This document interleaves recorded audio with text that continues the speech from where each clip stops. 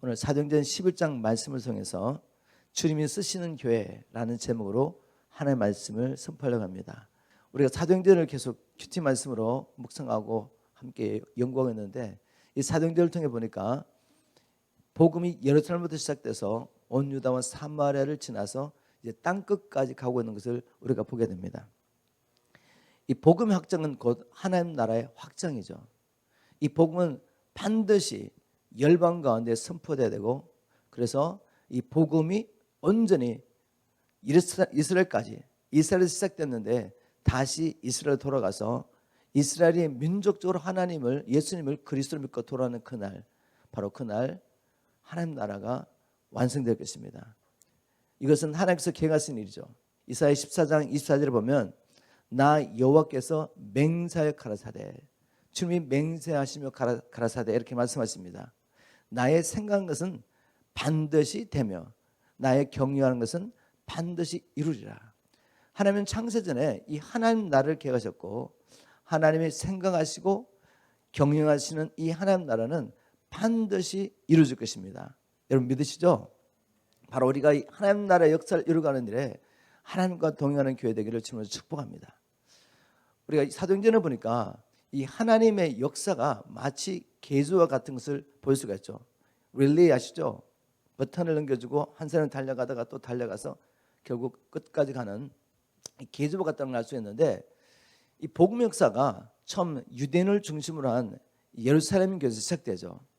그런데 이 역사가 어느 순간에 안디옥교로 넘어가는 것을 보게 됩니다.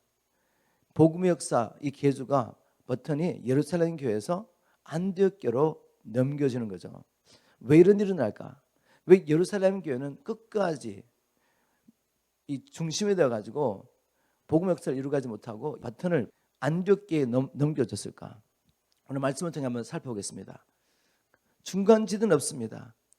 우리의 삶이 주를 위하여 주님께 의의 병기로 쓰임받지 않는다면 불의의 병기로 쓰임받을 수밖에 없죠. 왜 우리가 불의의 병기로 쓰임받아야 되겠습니까? 하나님이 기이 쓰시는 도구가 되어서 주님 앞에 섰을 때 잘해서 칭찬받는 우리 모두가 되기를 주님 축복합니다. 오늘 11장 말씀을 통해 주님께 쓰임받는 교회는 생명 얻는 회개를 통해 거듭남을 체험한 교회가 되어야 됩니다. 그냥 피상적으로 믿습니다 하는 교회가 아니라 진정한 생명 얻는 회개를 통해서 거듭남을 경험해야 됩니다. 먼저 본문 말씀 보니까 11장 1절부터 17절까지 예루살렘 교회 앞에서 베드로가 문책을 받으면서 자기를 변호하는 그런 메시지가 담겨 있습니다.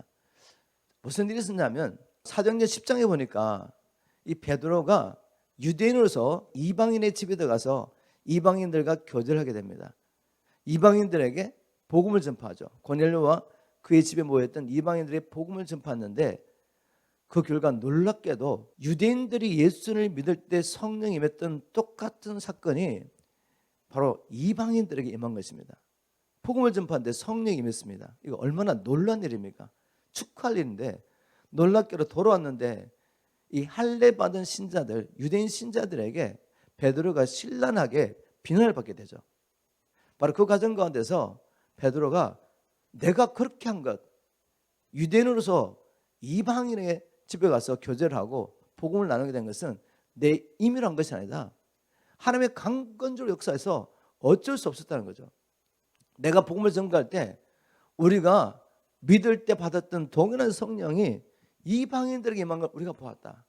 이걸 보고 하나님께서 지금 역사하는 걸 보면서 우리가 무엇이가 한데 하나님을 대적할 수는 없지 않냐, 이렇게 설명했습니다. 그랬더니 그제서 그러면 하나님께서 이방인들에게도 생명 얻는 회개를 주셨구나라고 그냥 하나님을 찬양하고 끝냅니다. 자, 이 말씀을 통해 우리가 먼저 살펴보면 뭔가 하면, 왜 예루살렘 교회가 하나님 앞에 쓰임받지 못했는가? 예루살렘 교회는 하나님의 분명한 계획이 있음에도 불구하고 하나님의 계획보다는 자기들이 이제까지 지켰던 유대인의 전통이 더 중요한 거죠. 유대인의 전통 가운데 뭐가 있습니까? 이방인들과 교제하지 않습니다. 하나님께서 어떤 섭리 가운데 구약시대 때는 열방 가운데 이스라엘 민족을 자기 백성으로 택하셨습니다. 그리고 이스라엘 민족이 이 이방인들에게 영향을 받지 않도록 거룩한 삶을 명령하면서 이방인과 교제를 하나님께서 금지하셨죠. 섭리 가운데 이루어진 일입니다. 그런데 이제는 하나님의 이 구원의 역사가 바뀌어서 유대인뿐만 아니라 이방인들도 하나님께 돌아오는 때가 된 것이죠. 성령이 임하고 난 다음에 베드로가 자기 입술로 뭐라고 고백했습니까? 이 약속은 예수 그리스도를 믿음으로 우리가 성령을 받게 되는 이 약속은 너희들뿐만 아니라 너희들의 후손과 그리고 먼 데 있는 사람까지 주님께서 얼마든지 부르는 모든 사람을 위한 것이다. 이렇게 복음을 선포했습니다. 그런데 자기가 선포하면서도 자기가 말하는 것을 이해를 못합니다. 왜 자기가 말하는 것을 이해하지 못하죠? 무엇보다 예수님께서 이제 성령이 임하면 어떤 시대가 온다고 그랬습니까? 복음이 유대인들만을 위한 복음이 아니죠. 예루살렘부터 시작하여 온 유다와 사마리아까지. 사마리아가 복음을 통해서 하나님 나라 백성이 된다는 것 유대인들 생각할 수 없죠. 그런데 사마리아를 넘어서 이제 땅끝까지 너희들이 정인될 것이라고 분명히 말했는데 불구하고 무엇이 그들을 붙잡고 있죠? 그들의 가운데는 거둔 간념이죠. 이게 그들을 붙잡고 있었습니다. 그래서 하나님께서는 예루살렘 교회를 통해서 이방 선교까지 할 수가 없는 거죠. 첫 대가 옮겨집니다. 예루살렘 교회에서 안디옥 교회로. 이제 이방인들이 주님과 함께 하나님 나라를 이루어가면서 열방을 죽게 도로는 그런 시대가 된 것이죠. 이 이방인들을 주님께서 쓰시기 위해서 첫 번째 하셨던 일은 뭔가 하면 그들이 생명을 얻기 위해서 회개하는 역사를 허락하신 것입니다. 우리가 하나님 앞에 쓰임 받으려면 그리스도의 생명을 먼저 얻어야죠. 이 생명을 얻기 위해서는 반드시 회개해야 된다라고 성경은 말하고 있습니다. 이 회개는 한 번 주님 만날 때 회개하면서 끝나는 것이 아니라 날마다 우리가 회개하고 다시 하나님께 생명을 드리고 하나님 앞에 나가야 됩니다. 그러기 위해서 제가 이 회개를 설명하겠습니다. 자, 생명을 얻기 위해서는 회개하는 것이 당연한 것인데 제가 지금 이 시간에 우리가 회개해야 됩니다. 그리고 매일매일 회개에 합당한 삶을 살아야 됩니다 라고 말하고 하면 오늘날 교회 안에 거짓 교사들이 들어가지고 이 극단적인 은혜의 교회를 선포하고 있죠. 즉 우리가 하나님의 은혜를 믿음으로 구원받았기 때문에 여기다가 뭔가를 더하는 것은 하나님의 은혜를 거스르는 일이다. 구원 얻기 위해서는 다른 것 아무것도 필요 없다. 예수님께서 우리를 위해서 죽으시고 부활하시고 성천하셔서 우리의 구주가 되신 것을 믿으면 된다. 맞는 말 같지만 거기에는 함정이 있습니다. 잘 들어보십시오. 그러면서 이들이 뭐라고 가르쳤냐면 당신들의 목사가 진짜 복음을 전하는지 가짜 복음을 전하는지 확인할 수 있습니다. 만일 그 목사가 당신의 목사가 예수를 믿고 구원받기 위해서 회개해야 됩니다. 아니면 거룩한 삶을 살아야 됩니다. 예수님의 주권을 인정해야 됩니다. 이기는 자가 됩니다. 이런 말 하는 사람은 다 가짜 복음을 전하고 있습니다. 이렇게 말합니다. 언뜻 들으면 그럴듯하죠. 그렇지, 은혜 복음인데 우리가 은혜로 구원을 받았기 때문에 뭔가 우리가 회개하는 것, 예수님의 말씀에 순종해야 되는 것, 자기 십자가를 지고 주님을 쫓아가는 것, 이거는 다 은혜에다가 무언가를 더하는 것처럼 보이지 않습니까? 그래서 여러분이 하나님의 말씀 앞에 와서 성령의 빛 가운데 하나님의 말씀을 분명히 알고 계셔야 됩니다. 어렴풋이 알고 계시면 어떻게 되죠? 하와처럼 당하게 되는 거죠. 남편에게 들었던 그 말씀이 그 마음에 온전히 새기지 않고 그 말씀에 붙잡히지 않으니까 마귀가 흔드니까 하나님의 말씀에 혼란스러운 겁니다. 거기다 그래서 하나님의 말씀에다가 자기 생각을 더하고 그걸 보면서 마귀는 치고 들어가지고 완전히 진리의 말씀을 뒤집어 버리죠. 이게 마귀 역사입니다. 자, 왜 예수를 믿기 위해서는 회개해야 됩니까? 즉 예수를 믿고 우리가 거듭나기 위해서는 회개해야 합니까? 회개는 도대체 뭐죠, 여러분? 회개라는 것은 단순히 내가 과거에 잘못했던 것을 인정하는 것이 아닙니다. 회개는 나의 주인됨, 내가 내 인생의 주인된 걸 내려놓고 하나님을 주님으로 인정하는 것입니다. 이것이 진정한 회개인데 예수를 믿는 것이 회개인데 예수님이 구주일 뿐만 아니라 하나님의 아들인 것을 믿는 것입니다. 하나님의 아들로 믿는다는 건 뭐죠? 그분이 나를 창조했다는 것입니다. 내가 나를 위해 존재하는 것이 아니라 하나님이나 모든 우주가 나를 위해 존재하는 것이 아니라 하나님이 자기 영광을 위해서 저와 여러분을 창조했던 걸 믿는 거죠. 그래서 그 주님의 주권을 인정하고 내 남은 인생 이제는 주님의 뜻을 이루기 위해서 나의 생명을 드리며 하나님 앞에 돌아가는 것이 바로 진정한 성경이 말하는 회개죠. 왜 이런 회개가 필요합니까? 성경에 보니까 결국 아담과 하와가 왜 마귀의 종이 돼서 마귀의 권세 아래서 고통당하다가 죽게 됐습니까? 왜 하나님의 뜻을 이루지 못하고 그렇게 됐냐 이거죠. 하나님은 아담과 하와를 하나님의 뜻을 위해서 아담과 하와를 통해 하나님 나라의 땅에 이루려고 아담과 하와를 창조하셨죠. 그래서 아담과 하와가 하나님의 말씀을 믿고 하나님의 뜻에 순종하며 살았습니다. 달리 말하면 자기 부인하고 하나님에서 산 거죠. 그런데 마귀가 와서 어떻게 유혹했습니까? 야, 선악과를 먹으면 죽는 게 아니야. 선악과를 먹으면 너희가 선과 악을 아는 일에 하나님처럼 될 수 있어. 자, 이 말을 듣는데 뭐가 발동이 되죠? 자아가 발동이 됩니다. 그래, 이제 내가 뭐 하나님 뜻 찾으면서 하나님과 교제하면서 하나님의 뜻을 이룰 필요가 뭐가 있어? 이 선악과를 먹으면 내 스스로 나의 인생의 최선을 내가 선택할 수 있다면 이제는 하나님 없이 살 수 있잖아요. 그죠? 그래서 하나님 없이 내 스스로 내 인생의 최선을 내가 선택하고 살겠다고 결단하는 것이 바로 선악과를 먹는 사건이죠. 자, 그렇게 됐더니 인간이 자기 뜻대로 자기 인생을 자기가 무엇이 선한지 선택하고 살면서 행복했습니까? 영적인 원리를 몰랐던 거죠. 우리가 누구를 믿고 순종하느냐에 따라서 믿고 순종한 자의 종이 되는 것을 몰랐던 겁니다. 그리고 하나님의 말씀을 버리면 어떻게 된다? 죽는다는 하나님의 말씀을 믿지 않았던 거죠. 그래서 결국 우리는 아담 안에서 모두 범죄하여 하나님 없이 사는 그런 존재가 된 거죠. 우리가 태어났을 때 하나님의 뜻을 생각하며 그렇게 살았습니까? 예수를 믿는다고 말하면서 종교인들 어떻게 합니까? 예수를 믿어서 예수를 통해 내가 복을 받고 내가 원하는 것을 이루며 나를 위해서 살기 위해서 예수 믿는 사람들 많죠. 여전히 선악과를 먹은 그 죄를 회개하지 않은 것입니다. 아들의 생명을 우리가 얻기 위해서, 영생을 얻기 위해서는 반드시 회개해야 됩니다. 생명이 주께 속했음을 인정하고 그 생명을 주님 앞에 드려야 되는 거죠. 이제는 나를 위해 살지 않고 주를 위해 살겠다고 생명 드리는 것이 진정한 회개입니다. 여러분, 교회 안에 진짜 가짜 구분하려면 이거 하나만 테스트하면 돼요. 생명을 주님께 들으셨습니까? 당신의 생명이 당신의 것이 아니라 주님의 것을 인정하고 생명을 들으셨습니까? 하나님께서는 당신을 하나님의 뜻을 위하여 주의 나라 이루기 위해서 창조하셨습니다. 이제는 주의 뜻을 위해서 하나님 나라 위해서 여러분의 생명을 하나님께 드리겠습니까? 이게 진정한 회개입니다라고 말하면 그건 너무하다고 생각하는 거죠. 그건 너무 too much. 다시 말해서 자기를 부인하고 십자가를 지고 주님을 쫓지는 않겠다는 거죠. 예수 믿고 천국 가기는 원하지만 여러분, 이런 거짓 복음을 믿으면 어떻게 됩니까? 여전히 자기 인생의 주인이 자신입니다. 자기로 살면 어떻게 되죠? 여전히 마귀가 왕노를 하는 거죠.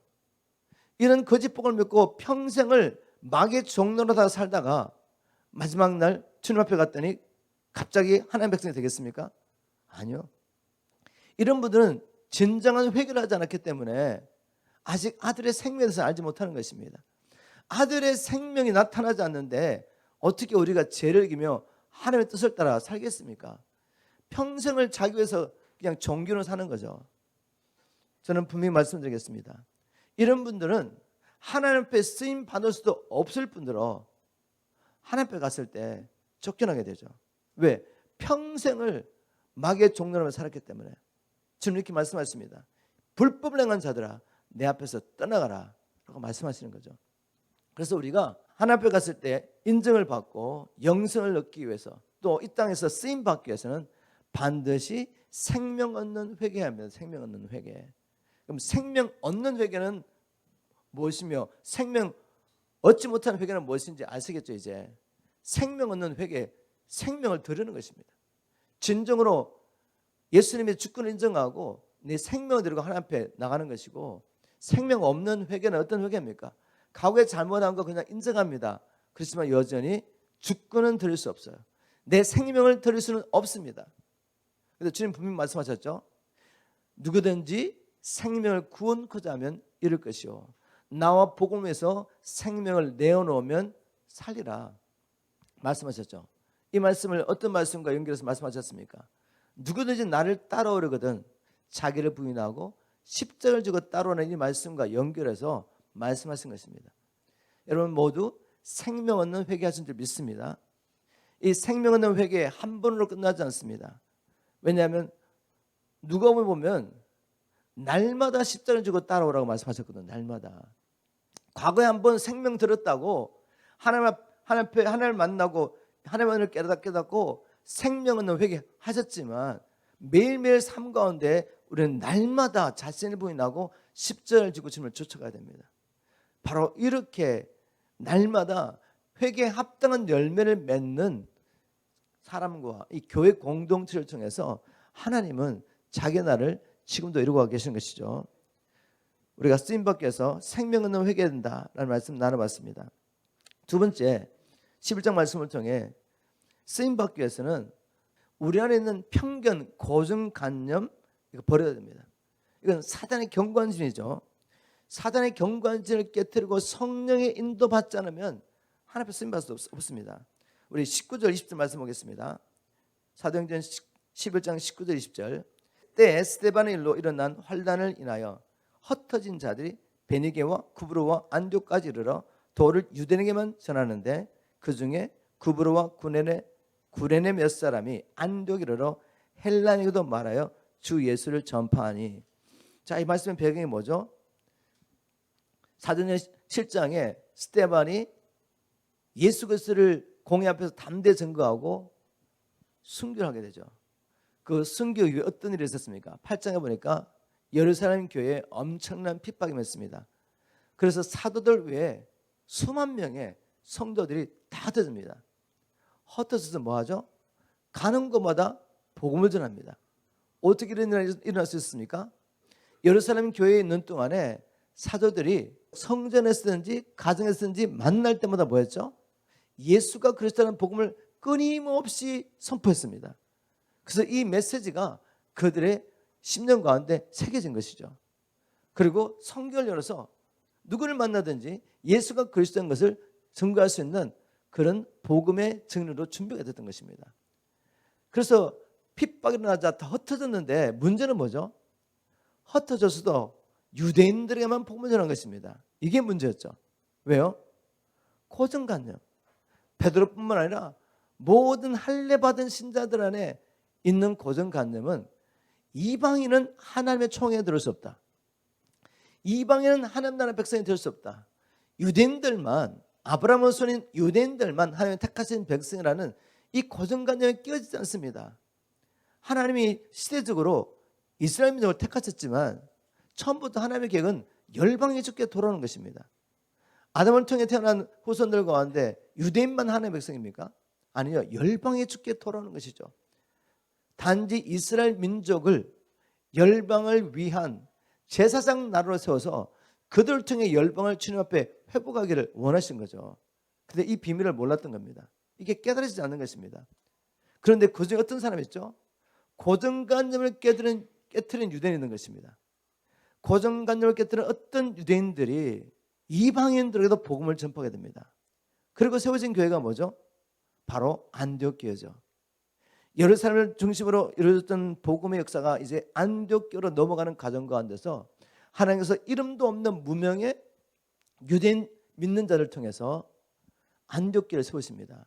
그런데 그들은 어떤 사람이죠? 이 놀라운 하나님의 역사에 쓰임 받았던 그 사람들은 유대인의 고정관념을 극복한 사람들, 바로 그들을 통해 하나님은 놀라운 일을 행하신 것입니다. 우리 한번 우리에게 적용해 보겠습니다. 우리 안에 고정관념 없습니까? 하나님의 말씀에 순종하지 못하게 우리의 발목을 붙잡고 있는 고정관념 없냐 이거죠. 왜 발목이 묶여서 복음을 전하지 못하겠습니까? 고정관념 먼저 한번 생각해 보십시오. 전도의 은사가 없어서 못하고 계십니까? 아니면 원래 나는 말을 못해, 나는 전도 훈련 받은 적도 없어, 그리고 혹시 전도하다가 이 사람 전도하다가 관계가 깨지면 어떡하지? 이런 뭐 염려가 있습니까? 살기 바쁜데 전도할 시간이 어디 있어? 어떤 고정관념이 있습니까? 제 생각으로는 우리 평신도에 있는 고정관념 중에 가장 강력한 것은 이건 같습니다. 전도하는 일은 전임 사역자 일이지 우리 같은 평신도 일은 아니야. 전도 은사를 받은 사람이 아니면 못한다고 생각하는 거죠. 여러분, 그것이 무엇이든지 하나님의 뜻을 대적하는 생각, 여러분 안에 있는 생각은 다 뭡니까? 마귀의 경관진입니다. 그거 깨트리셔야지 하나님 앞에 쓰임 받습니다. 이것이 오늘 깨어지기를 주님으로 축복합니다. 주 예수 이름으로 진리의 말씀으로 깨어지기를 주님으로 축복합니다. 진리의 말씀 뭐라고 말합니까? 우리 예수님께서 특정한 사람들에게만 가서 복음 전하고 있습니까? 아니죠. 마태복음 28장 18절 19절 20절에 보니까 하나님께서 하늘과 땅의 모든 것을 예수님께 주고 난 다음에 그러므로 너희는 가서 모든 족속으로 제자 삼으라고 명령하셨죠. 예수님이 믿는 모든 자에게 가서 복음 전파로 하셨습니다. 이 말씀으로 사단의 모든 거짓말을 깨트리십시오. 주님, 내가 어떻게 할 수 있습니까? 주님 뭐라고 약속하셨죠? 볼지어다 내가 세상 끝날까지 너희와 함께 있으리라 약속하셨습니다. 그런데 여러분, 위로를 받으십시오. 이런 고정관념은 모세에게도 있어요. 모세에게. 하나님은 모세를 처음부터 이스라엘 민족을 애굽의 권세에서 건져낼 구원자로 택하셨습니다. 그래서 그 당시에 모든 유대인 아들들이 죽는, 남자가 죽는 그때 특별한 방법을 하나님 보호하셔서 이집트의 공주를 통해 키우시죠. 그리고 거기에 교육을 받습니다. 그리고 이 권세와 능력이 있습니다. 모세에게. 젊었을 때 자기가 이제 하나님께서 자기를 통해서 자기 민족을 구원할 거라고 생각했죠. 근데 실패했습니다. 세상의 권세를 무너뜨리기 위해서 하나님께서 세상의 권세를 사용하지 않습니다. 위로부터는 능력을 받아야 되는데 모세는 자기가 젊고 또 권세가 있고 능력이 있으니까 자기 민족을 구원할 줄 알았죠. 그때는 하나님 쓰시지 않습니다. 그래서 나중에 이제 광야에서 40년을 살면서 그 당시에 평균 연령이 70이고 강건하면 80인데 언제라도 무덤에 들어갈 수 있는 그 나이에 주님이 불러주십니다. 주님이 찾아오셔가지고 모세야, 내가 이제 내 백성을 구원하려고 하는데 네가 가서 내 백성을 애굽에서 바로의 권세에서 건져내라고 말씀하시죠. 그때 모세가 뭐라고 말했습니까? 고정관념. 주님, 내가 누구가 한데 바로에 가면 이스라엘 민족을 애굽에서 건져낼 수 있습니까? 그의 고정관념은 뭐죠? 지금 내 나이 보십시오. 주님, 80에 80, 40년 동안 약만 쳤습니다. 힘도 없고요, 권세도 없습니다. 이제 죽을 날이 코앞에 다다랐습니다. 제가 뭘 할 수 있습니까? 여러분, 이게 고정관념이죠. 마치 하나님의 일을 사람의 능력하는 것처럼. 여러분, 하나님의 일은 하나님의 권능을 하는 것입니다. 위로부터 능력이 임해야 돼요.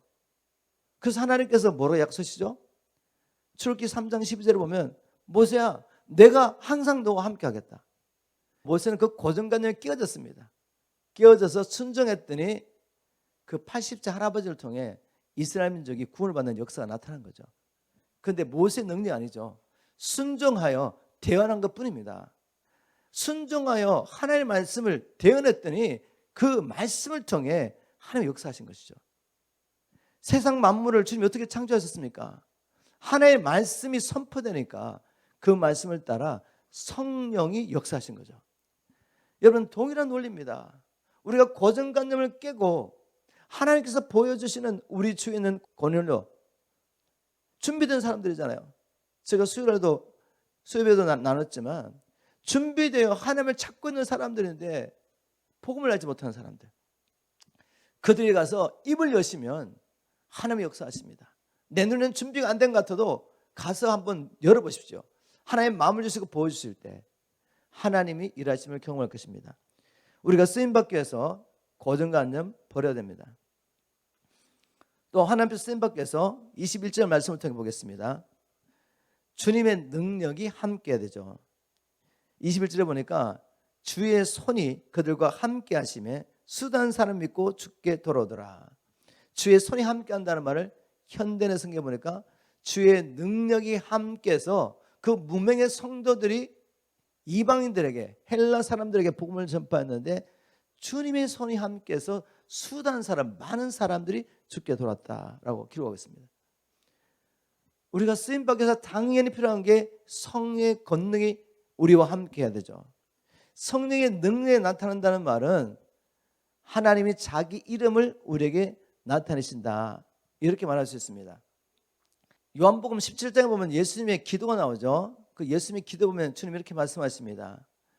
아버지, 내가 아버지 이름을 자기 제자들에게, 이들에게 나타냈습니다, 이렇게 말합니다. 그리고 또 나중에 기도하시면서 아버지께서 내게 주신 이름으로 저들을 보존하사 제자들을 보호해 주셔서 우리가 하나인 것처럼 그들이 하나 되게 도와주십시오. 다시 말해서 예수님은 아버지의 이름을 그분의 삶을 통해 드러내셨다는 거죠. 바로 그 이름을 나타냄을 통해서 하나님 나라를 이루었습니다. 그게 바로 성령의 능력이 함께한다는 말인데, 이 성경에 보니까 하나님의 이름이 26가지 정도로 나타나고 있대요. 저는 자세히 세어보지 않았지만 성경학자들이 하나님께서 자신을 26가지의 다른 이름으로 나타내셨다. 뭐 그 많은 이름을 다 말할 수는 없고 우리가 잘 알고 있는 말씀을 나누면은 여호와 샬롬이라는 말을 하죠. 여호와 샬롬이라는 말은 하나님 우리의 평강이 되십니다, 이런 말이죠. 그죠? 하나님의 평강이 나타나면 어떻게 됩니까? 우리의 마음과 어떤 근심, 염려, 걱정이 있다 할지라도 하나님께서 자기를 여호와 샬롬으로 나타내실 때 모든 지각에 뛰어난 하나님의 평강이 우리 안에 임하게 됩니다. 그런 경험하셨죠? 염려, 걱정, 걱정이 너무 많은데 하나님 앞에 막 간절히 기도하다 보니까 갑자기 우리 마음 안에 말할 수 없는 평강이 몰려오는 거, 다 경험하는 일 아닙니까? 하나님께 모든 걸 내려놨더니 내가 나 자신을 부인하고 그냥 그리스도와 함께 죽은 것을 여길 때, 주장하는 것이 하나도 없을 때 하나님의 평강이 우리에게 임합니다. 주님이 자기 이름을 드러내신 것이죠. 또 출애굽기 15장 26절에 보면 하나님 어떻게 계셔졌죠? 여호와 하나님은 너희를 치료하시는 하나님이시다. 여호와 라파의 하나님 아시죠? 여호와 라파. 여호와 라파의 하나님이 나타날 때 치유가 일어나는 거죠. 예수님께서 많은 병들을 치유하셨잖아요. 그죠? 바로 아버지 이름을 드러내신 것입니다. 여호와 라파의 하나님으로. 그죠? 또 엘샤데 하나님. 창세기 17장에 보면 하나님께서 이제 아브람과 사라에게 약속하셨던 것, 아브람에게 씨를 약속하셨는데, 즉 열방을 축복할 메시아를 약속하셨죠. 그 메시아를 이제 사라를 통해 주시겠다라고 약속하십니다. 그런데 사라는 한 번도 자식을 낳은 적이 없어요. 그런데 하나님께서 그 약속하실 때 아브람은 99세고 사라는 90세였습니다. 아브람도 노년이었고 사라는 이제 경수가 끝났습니다. 불가능한 거죠. 예노선 자식을 낳을 수 없을 때 하나님이 자신을 누구로 계시하셨습니까? 나는 전능의 하나님이다. 엘샤다의 하나님이란 말이죠. 너는 내 앞에서 잠잠하라, 완전하라, 이렇게 말씀하시죠. 여러분, 이렇게 성경 보니까 하나님이 자기 이름을 드러내고 계십니다. 그죠? 바로 하나님의 역사가 우리를 통해 나타나려면 우리와 함께 하나님의 자기의 이름을 드러내셔야 돼요. 여호와의 손이, 주님의 손이 우리와 함께 하셔야 됩니다. 아멘입니까? 이거 주님이 약속하신 겁니다. 주님께서 내가 진실로 너에게 이르노니 너희가 나를 믿으면 내가 하는 일을 너희도 할 것이고 이보다 더 큰 일을 하리라. 오늘 주제를 통해 보면 내가 하는 일을 너희도 하리라. 너희도 아버지의 이름을 너희 삶 가운데 드러낼 수 있다, 이 말이죠. 예수님께서 마가복음 16장에 보면 주님께서 제자들 보내시면 이렇게 말씀하시죠. 천하 만민에게 가서 복음 전파해라. 그러면 주님께서 하시는 약속이 뭐죠? 이런 표적이 따를 것이다. 너희가 내 이름을 귀신을 내어줬고 새 방언을 말하며 무슨 독을 마실지라도 해를 받지 않고 손을 얹고 기도한 즉 병든 자가 나으리라. 뭐죠? 주님의 이름이 함께 할 것이다. 약속하신 거죠. 이게 우리 삶 가운데 필요합니다. 여러분, 이 주님의 이름이 우리와 함께하기 위해서, 주의 거룩한 능력이 우리와 함께하기 위해서, 그럼 어떻게 됩니까? 제가 잠깐 인용했지만 마가복음 16장에 보면 주님께서 이 주님의 임재, 주의 이름을 드러내시는 약속을 어떤 말씀과 관련해서 하셨죠? 가서 천하 만민에게 복음 전파라는 이 말씀. 그냥 우리가 기도하면서 어떤 능력을 받고 그 능력으로 내가 이렇게 능력 있는 주의 종이라는 것 과시하려고 능력 주시지 않습니다. 그렇게 능력 사용한 사람들은 나중에 어떻게 되죠? 주님 앞에 갔을 때 귀신을 내쫓고 병든 자 고치고 예언하고 많은 표적과 기적을 행했는데 나는 너를 도무지 알지 못한다. 내 앞에서 떠나가라고 주님이 책망하시죠. 우리가 이 능력 받으려면 또 능력을 사용하려면 바로 복음 전파. 하나님께서 복음 전파와 관련해서 하나님 나라 이루가신 일과 관련해서 이 능력을 약속하셨어요. 왜냐하면 복음 전파라는 것은 마귀의 권세 있는 자들을 주님께 회복하는 일입니다. 우리가 복음을 그냥 외우고 가서 이야기한다고 되겠어요?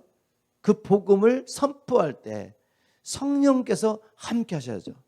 성령께서 함께 하셔서 죄가 무엇인지, 복음을 통해 나타내신 하나님의 의의 길이 뭔지 믿을 수 있도록 도와줘야 되죠. 그렇게 복음을 전파할 때 복음 전파와 관련해서 치유가 일어나기도 하고 귀신이 떠나가기도 하고 이런 역사가 따를 것이라고 말씀하셨습니다. 여러분 꼭 복음 전파하시기를 주면 축복합니다. 그리고 하나님께서 이 성령의 권능을 약속했지만 이 약속이 누구에게 임했죠? 구하는 자에게 주셨죠. 구하는 자에게 허락해 주셨습니다. 너희는 악할지라도 너희 자녀에게 좋은 것을 줄 줄 알거든 하물며 구하는 자에게 성령을 주시지 않겠느냐. 누가복음 11장 13절의 약속입니다. 이 약속을 붙잡고 성령을 보내시기도 약속하셨지만 그 많은 그 당시에 주님을 믿고 따랐다는 사람들 가운데 120명이 모여서 약속이 임할 때까지 하나님 앞에 간절히 기도했습니다. 기도한 일에 전념했던 것입니다. 그들이 마침내 약속하신 성령이 임한 것입니다. 여러분 우리가 왜 모일 때마다 주님 우리에게 성령의 권능을 부어주십시오, 우리에게 부흥을 허락하십시오 라고 기도한지 아십니까? 바로 이 능력이 임하지 않으면 우리가 정의의 삶을 살 수가 없기 때문에 죄도 이길 수도 없고 사명을 감당할 수 없습니다. 그래서 하나님 앞에 간절히 기도하는 거죠. 무엇보다 마지막 추수를 위해서 우리는 성령의 권능을 받아야 됩니다. 마지막 추수와 함께 마지막 강력한 핍박이 전 세계로 일어날 텐데 성령의 권능을 받지 않고 어떻게 이 일을 감당하겠습니까? 우리 조상들의 한민족 역사만 봐도 하나님께서 그렇게 일하신 걸 볼 수가 있죠. 한국의 교회사를 보면 한국에 강력하게 하나님의 성령을 보이시고 부흥이 일어났던 때가 있습니다. 부흥이 일어났던 때 바로 1900년부터 1910년까지 세 번의 강력한 부흥이 한국교회에 있었습니다. 그중에 우리가 알고 있는 거, 기억하고 있는 거 1907년 평양 대부흥이죠. 그런데 그 외에도 다른 두 번의 부흥이 있었다고 기록하고 있습니다. 이 세 번의 강력한 부흥을 허락하시고 교회가 엄청 부흥한 거죠. 하나님 앞에 돌아오는 역사가 있었습니다. 그런데 그 위에 뭐가 있었습니까? 하늘 합방을 통해 가지고 강력한 핍박이 왔죠. 그때 남은 자들, 진짜들은 그 핍박 가운데서도 끝까지 믿음을 지켰습니다. 바로 하나님께서는 마지막 때 주님 오시기 전에 적그리 통찰해서 온 교회가 모든 민족이 핍박을 받을 때가 온다고 말씀하셨죠. 지금 그 일이 이루어지기 위해서 법들이 바뀌고 있고 하나님의 진리를 대적하는 법이 합법화되면서 오히려 진리를 따라 살려고 하는 사람은 범법자가 되는 세상이 되어가고 있습니다. 그럴 때 우리가 어떻게 믿음을 지킬 수가 있겠습니까? 그럴 때도 어떻게 주님께서 쓰임받을 수가 있겠습니까? 세상을 따라가지 않고 배도하지 않고 주님과 함께 끝까지 동행하겠습니까? 성령의 권능 받아야죠. 그래서 우리는 끝까지 기도하는 것입니다. 지금도 하나님께서 성령을 부어주고 계십니다. 그런데 이것과는 비교할 수 없는 강력한 기름 부으심, 그걸 통해 마지막 출소하고 끝까지 믿음 지킬 수 있도록 하나님께서 부어주실 것입니다. 우리는 그 약속이 임할 때까지 하나님 앞에 간절히 기도하는 것입니다. 하나님 앞에 쓰임받는 교회, 주님의 손이 함께하는 교회였습니다. 자, 22절 23절 보겠습니다. 이 말씀을 통해 하나님이 쓰시는 교회가 되려면 하나님의 은혜가 또 함께해야 됩니다. 22절 23절 이 소문이 예루살렘 교회에 알려지자 그들은 바나바를 안디옥으로 보냈다. 바나바는 가서 하나님의 은혜로 많은 사람들이 믿게 된 것을 보고 기뻐하며 모든 사람에게 굳센 마음으로 언제나 주님만 의지하라고 격려했다. 배경이 뭐죠? 안디옥 교회가 세워졌습니다. 이방인 교회였어요. 이 소문이 예루살렘으로 전달됐습니다. 예루살렘 교회가 깜짝 놀랐습니다. 정말 그런 일이 있을까? 바나바를 통해 확인하기 원했습니다. 바나바가 와서 봤더니 하나님의 은혜로 말미암아 많은 사람이 믿게 된 것을 보게 됐습니다. 여러분, 하나님의 은혜를 받으셔야 돼요. 하나님께서 우리를 통해 하실 일을 위해서 하나님의 은혜를 사모하시기를 주님으로 축복합니다. 하나님은 누구에게 은혜를 베푸시죠? 겸손한 자에게 은혜를 베푸십니다. 하나님은 겸손한 자에게 은혜를 베푸시고 교만한 자를 대적하신다고 베드로전서 5장 5절에 기록하고 있죠. 자, 그러면 겸손한 자에게 은혜를 베푼다고 그랬는데 겸손한 자는 어떤 사람입니까? 먼저 교만한 사람부터 한번 살펴보겠습니다. 어떤 사람이 교만한 자죠? 우리 사람의 개념으로는 교만한 사람은 늘 자기 자랑하고 가질 것도 없는 것 같은데 자기 내세우는 사람들, 이런 사람 보면서 교만하다 이렇게 말하죠. 그런데 하나님의 관점은 좀 다릅니다. 하나님의 관점은 보면 사람이 보면 저분 참 겸손한 분이셔 라고 말할 수 있지만 하나님 보시기에 교만한 분이 계십니다. 어떤 사람을 하나님이 교만하다고 말하죠? 시편 4절, 제가 현대의 성경으로 여러분 이해하기 쉽게 한번 읽어보도록 하겠습니다. 악인들은 아주 교만하고 그만하여 여호와를 찾지도 않으며 하나님이 없다고 생각한다. 하나님은 어떤 사람을 악인으로 그만하고 교만한 자로 여긴다고요? 하나님을 찾지 않는 사람. 꼭 기억하세요. 하나님을 찾지 않는 사람은 교만한 사람입니다. 사람들 보기에는 저분 정말 겸손해. 가진 것도 많은데 자기 내세가지 않고 덜어내지 않고 얼마나 겸손한지 몰라. 그런데 그분이 기도하잖아요. 하나님의 얼굴을 구하지 않습니다. 하나님 보시기에는 교만한 거죠. 왜 기도하지 않습니까? 하나님이 없다고 생각하니까 기도하지 않는 거죠. 그런데 하나님 믿습니다. 그런데 기도하지 않는 사람, 하나님 앞에 기도하면 뭐해? 들어주지도 않는데 하나님의 기도 응답을 믿지 않는 거죠. 그리고 뭐 내가 다 할 수 있는데 하나님 없어도 지금 모든 게 잘 되고 있는데 기도할 일 있겠습니까? 모든 게 세상적으로 다 잘 풀리고 있는데 기도하지 않습니다. 뭐죠? 하나님 보시기에는 교만한 것이죠. 그래서 은혜를 베풀지 않습니다. 하나님. 여러분, 은혜 안 베풀면 어떻게 됩니까? 하나님의 은혜를 받지 않으면 어떻게 돼요? 우리가 거룩하게 살 수 없습니다. 하나님의 말씀에 순종할 수 없습니다. 은혜 받지 않으면 주님이 오심을 기다리지도 않아요. 은혜가 없으면 하나님께서 우리에게 맡겨주신 선한 일 감당할 수 없습니다. 우리는 날마다 하나님의 은혜 보좌 앞에 나가야 합니다. 여러분, 이 은혜 받으시길 주님을 축복합니다. 이 은혜는 하나님께서 겸손한 자에게 베푸신다고 말씀하셨죠. 자, 구약 성경에 보니까 이 하나님의 은혜를 받기 위해서 특별 방법으로 이렇게 하나님 앞에 나갔던 분들이 계십니다. 어떤 방법이었죠? 기도에다가 뭘 더했죠? 금식을 더합니다. 금식. 에스라 8장 21절에 보면 에스라가 이제 바벨론으로 끌려갔던 사람 가운데 어떤 사람들, 함께 하기로 한 사람들과 모아서 또 바벨론에 살면서 그들이 모았던 모든 가축과 재물과 그리고 자녀들과 함께 이제 예루살렘으로 돌아가려고 합니다. 가는 길에 얼마나 험난합니까? 가는 길에 강도를 만날 수 있고. 그래서 이 위기의 순간에 이렇게 선포합니다. 금식을 선포하죠. 함께할 사람들에게 금식을 선포했습니다. 그들이 겸손히 하나님 앞에 금식하고 기도했죠. 그랬더니 오는 길에 정말 주님의 선한 손이 함께해서 그들이 예루살렘까지 무사히 오게 됐죠. 자, 거기 에스라서에 기록됐습니다.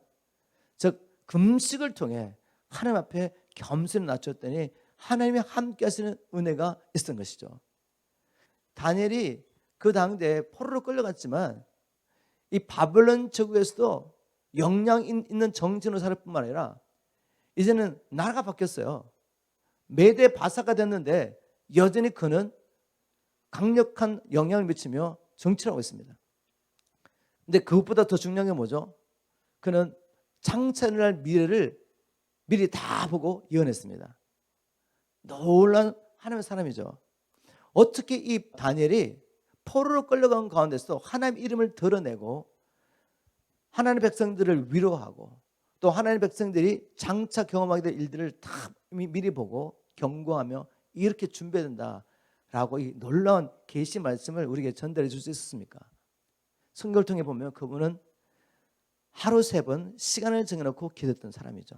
하루 3번 시간을 정해놓고 기도하고 또 뭐 했습니까? 금식을 생활한 사람. 다니엘 10장에 보면 다니엘이 21일 동안 금식하는 이야기가 있습니다. 슬퍼하며 하나님 앞에 기도했는데 무슨 일이 있었냐면 고레스 3년이 됐을 때, 그 말은 뭔가 하면 고레스가 임금이 되고 난 다음에 뭐 했죠? 이제 유대인들 남은 자들 다 고토로 돌아갈 수 있다고 선포했습니다. 그런데 실제적으로 돌아간 사람 얼마 되지 않았죠? 소수의 사람이 돌아갔습니다. 근데 소수의 사람이 돌아가서 예루살렘 성전을 회복하고 무너진 성벽을 세우고 이런 일이 있었습니까? 아니요. 예루살렘 성전도 세우지 못했습니다. 사방에서 핍박과 환란이 있어가지고 성전 세우려고 그러다 포기한 상태죠. 그리고 왕이 계속해서 이 유대인들에 대한 고소가 막 올라오면서 그런 상황을 보면서 다니엘이 너무 마음이 아프고 슬퍼하면서 주님, 주의 영광과 주의 백성들을 어떻게 하시겠습니까? 라고 기도하다가 받은 게 다니엘 10장에서 12장까지죠. 마지막에 성도들이 어떤 권한을 받으며 그러나 주님이 오셔서 어떻게 회복하시고 끝까지 믿음을 지킨 자가 어떻게 영광스러운 부활을 경험하게 되고 환난의 목적은 시련과 박해를 통해서 우리를 정결케 하는 것이고 다 기록됐습니다. 주의 천사가 왔습니다. 근데 그 천사의 모습을 보니까 요한계시록에 나오는 예수님의 모습과 동일합니다. 그래서 예수님이 찾았다는 말씀도 있고 분도 있고 아니면 다른 영광스러운 천사가 왔다고 하는 분도 있는데 그건 중요한 게 아니라 그가 선포한 메시지죠. 다니엘 10장에 보면 다니엘 보면서 이렇게 말합니다. 은총을 크게 받은 다니엘아 이렇게 말합니다. 은총을 크게 받은 주의 종 다니엘이죠. 그렇게 말하면 이렇게 말합니다. 네가 하나님 앞에 겸비하여 마음을 정하고 그가 특정 음식을 먹지 않고 하나님 앞에 겸손히 하나님 앞에 기도한 것입니다. 하나님의 뜻을 구하면서 하나님 앞에 겸비하는 방법으로 뭘 했다고요? 금식을 한 거예요. 금식을. 그죠? 그걸 보고 하나님께서 계시하신 것입니다. 여러분, 우리가 이 마지막 때 쓰임 받기 위해서 습관을 따라 기도하고 말씀 묵상하는 이 일에다가 이제 금식 더 하셔야 됩니다. 저는 그렇게 믿습니다. 왜냐하면 어둠의 영들의 역사가 너무 강력합니다. 우리 자녀들을 묶고 있는 어둠의 역사가 너무 강력합니다. 우리 자녀들은 이 마지막 때 거룩한 백성으로 나서 거룩한 옷을 입고 어린 양이 어디를 가는지 따라가는 새벽의 같은 청년의 세대로 하나님이 작정하셨습니다. 그런데 이 그냥 이루어지지 않습니다. 우리 어린아이들 젖먹이와 어린아이 입에 권능을 세우시고 원수와 보스를 잠잠케 하기 원하시는 하나님의 계획이 있습니다. 그런데 어린아이들까지 세상의 것들 인터넷 통해 가지고 폰을 통해서 끊임없이 이미지를 보면서 지금 세뇌교육 당하고 있는 거죠. 젖그릇을 따라갈 수밖에 없는 그런 상황이죠. 이제 나이가 점점 먹어갈수록 이 경관지는 점점 세집니다. 처음에는 그냥 부모의 말과 이런 걸 통해서 애들이 바꿀 수가 있어요. 근데 이제 점점 크면 듣지 않습니다. 무엇보다도 우리가 삶을 통해 보여주지 않으면 듣지 않죠. 자, 이런 가운데서 우리가 죄를 이기고 세상을 이기고 자신을 부인하고 우리가 먼저 복음을 따라 부르심을 따라 살아야 되겠죠. 그러고서 어떻게 됩니까? 죄를 끊어야 됩니다. 우리의 삶관에 숨어있는 산당을 찾아내서 다 무너뜨려야 돼요. 근데 결단한다고 되지 않지 않습니까? 결단한다고 안 되는 거죠. 베드로가 결단했죠. 주님이 어디 가시든지 따라가겠습니다. 죽는 데까지 따라가겠습니다. 이게 우리 결단일 수 있습니다. 그런데 이것은 육의 힘으로 가능한 게 아니라는 거죠. 영적 싸움이기 때문에 우리를 미혹하고 유혹하고 넘어뜨리려고 하는 세력은 어둠의 영들입니다. 이것과 싸워야 되는데 하나님께서 예수님께서 이렇게 말씀하셨죠. 어떤 악한 영들은 금식과 기도에는 나가지 않는다. 지금 강력한 이 영, 세상의 영과 싸워서 이기려면 우리를 시험들게 만들고 죄짓게 만들고 하나님의 뜻을 따라 살지 못하게 막고는 이 악한 영들과 싸우기 위해서는 기도에다가 금식도 하셔야 돼요. 한 번밖에 없는 인생이잖아요. 그냥 끌려가다가 끝내시겠습니까? 저는 그렇게 할 수 없습니다. 그래서 하나님께서 보여주신 원리를 따라 주님 앞에 겸손히 나가서 기도 금식하는 거죠. 여러분 꼭 이 마지막 때 기도에다가 금식을 더하심으로 하나님 앞에 겸손하게 나아가실 주님을 축복합니다. 매일매일 하나님을 찾으십시오. 왜? 우리는 매일매일 하나님의 은혜가 필요하기 때문에. 하나님의 은혜가 없이는 죄를 이길 수도 없고 사명을 감당할 수 없습니다. 개인적으로 공동체적으로 기도와 금식을 습관화하면서 하나님의 얼굴을 구하는, 겸손히 하나님의 얼굴을 구하는, 그래서 하나님의 은혜가 함께하는 저와 여러분 되기를 주님을 축복합니다. 한 가지만 더 나누고 마치도록 하겠습니다. 주님이 쓰시는 교회, 목회자 혼자서 사역할 수가 없습니다. 한 사람을 통해서 하나님이 교회를 세워가는 게 아닌 거죠. 반드시 동역자가 함께해야 됩니다. 25절 26절 보겠습니다. 바나바가 사울을 찾으러 다소에 가서 만남에 안디옥에 데리고 와서 둘이 교회에 1년간 모여 있어 큰 무리를 가르쳤고 제자들이 안디옥에서 비로소 그리스도라 일컬음을 받게 되었더라. 바나바가 가봤더니 하나님의 역사가 놀랍게 일어나고 있습니다. 그런데 이 교회를 세워야 되잖아요. 그죠? 말씀으로 경고에 세워야 됩니다. 누가 필요하죠? 동역자가 필요했습니다. 혼자 사역하지 않습니다.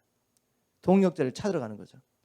그리고 그 동역자와 함께 교회를 아름답게 세웠더니 안디옥에서부터 처음으로 성도들이 그리스도인이라는 이름을 얻게 됐습니다. 즉 그리스도 같은 사람이다. 그들이 저는 그리스도처럼 살고 있는 사람이다 이 말이죠. 저와 여러분이 바로 이렇게 그리스도인으로 사람들에게 인정받기를 저는 축복합니다. 그래서 이런 교회를 세우기 위해서 동역자와 함께 했던 것입니다.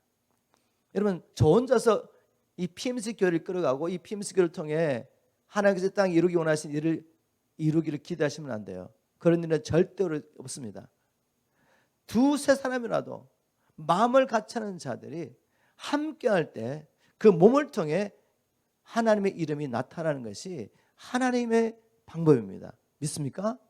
많은 사람이 필요 없습니다. 우리가 코로나에서 이 교회 학교 할 때 많은 사람들이 모여서 한 것이 아닙니다. 20명도 안 되는 애들과 다 합쳐가 20명도 안 모일 그때 우리가 교회 학교를 한 거죠. 근데 어떻게 가능한 줄 아십니까? 나 혼자서 비전을 갖고 있다고 된 게 아니에요. 제가 2년 동안을 왜 교회 학교를 해야 되는지 계속 비전을 나눴습니다. 그랬더니 성도들 가운데 자기 아이를 갖고 있는 부모님들이 비전을 받고 일어난 거죠. 처음에는 홈스쿨을 시작했습니다. 홈스쿨을 시작하다가 나중에는 홈스쿨 하면서 교회에 모여가지고 하루 이틀은 같이 또 홈스쿨을 하고 나중에 그것이 교회학교가 됐죠. 그래서 저는 믿습니다. 이 마지막 때 우리 애들 퍼블릭스쿨 보내가지고 그 교육을 받으면서 하나님 앞에 쓰임받는 자녀를 키우기 쉽지가 않습니다. 불가능한 말은 하지 않아요 제가. 그런데 하나님의 방법은 우리가 이들을 교육하는 것입니다. 이거 제가 비전 갖고 있다고 지금 할 수 있겠습니까? 할 수 없어요. 여러분 가운데 이 비전을 보고 아멘 이건 주님의 뜻입니다 라고 나 자신을 바르면 나는 못한다고 말하는 것이 아니라 주님의 뜻이기 때문에 순종하면 그 다음에 하나님 역사하십니다. 저는 그걸 봤습니다. 여러분 마지막 때 우리 자녀들을 주를 위해서 준비하고 모든 세대가 함께 주님을 섬기며 주님 오실 길을 예배하기 위해서 여러분들이 하나님의 말씀 가운데서 하나님이 선포하시면 아멘으로 일어나기를 주님을 축복합니다. 그러면 보이지 않던 것들이 다 이제 차도기 시작하죠. 저는 경험을 통해 말씀드릴 수 있습니다. 지금도 우리는 교회 학교 할 수 있습니다. 그래서 이 마지막 때 여러분이 도전합니다. 함께 주 역사를 이루가는 저와 여러분들에게 주님을 축복합니다. 말씀 뵙겠습니다. 저와 여러분이 언젠가는 주님 앞에 서게 될 것 여러분 믿으시죠? 그때 우리는 잘했다 칭찬받는 하나님의 종이 되어야 됩니다. 이 악하고 게으른 종아 내 앞에서 떠나가는 이 무슨 책망을 받아서는 안 되겠습니다. 하늘과 땅은 없어져도 주님의 말씀은 반드시 이루어질 겁니다. 성경에 무익한 종이 바깥 어두운 곳에서 쫓겨나는 이 사건이 있습니다. 이것이 내게는 일어나지 않겠지라고 생각할 것이 아니라 말씀을 통해 우리 자신을 점검하고 우리가 이제는 모든 얽어매는 것을 벗어버리고 주님께 온전히 헌신하는 진정한 회개의 삶을 살아야 되겠습니다. 그렇게 할 때 주님께서 우리를 통해 하실 일 우리가 상상할 수 없습니다. 제가 기도하면서 주님이 주셨던 말씀, 교회 주신 말씀 선포하고 한번 기도하는 시간 가져가겠습니다. 성령께서 교회에 하신 말씀을 들으십시오. 이제는 내 능력을 내려놓고 겸손히 나를 따라오너라. 나의 능력이 너희와 함께 할 수 있도록 합심해서 성령의 충만함을 구해라. 나의 은혜가 너희와 함께 할 수 있도록 내 앞에서 너희 자신을 스스로 낮추고 간절히 나의 얼굴을 구해라. 항상 나와 동행할 수 있도록 말씀 충만하기를 힘쓰라. 말과 혈음을 사랑하지 말고 행함과 진실함으로 형제를 사랑해라. 그러면 나의 손이 너희와 항상 함께 할 것이다. 그러면 너희들을 통해 많은 사람들이 내게로 돌아오게 될 것이다. 너희는 어떤 사람이 되렸느냐? 내가 너희 앞에 복과 저주를 두었다. 내가 너희 앞에 영생과 영변을 두었다. 너는 오늘 무엇을 선택하겠느냐? 주님이 이렇게 도전하십니다. 주님 오실 날이 정말 가까웠습니다. 저와 여러분이 준비되기를 주님을 축복합니다. 그래서 주님 앞에 섰을 때 잘했다 칭찬받는 저와 여러분 되기를 주님을 축복합니다.